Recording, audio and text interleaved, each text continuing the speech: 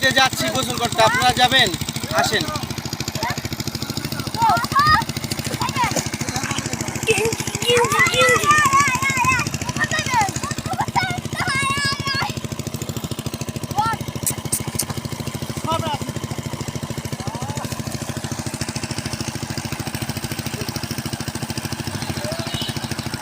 ঠান্ডা পানিতে গোসল করতে মজাই আলাদা।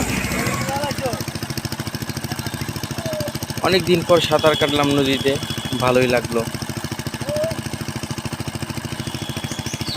আমরা 4-5 জনে সাঁতার কাটছি। ছোট নদী, পানি এত ঠান্ডা,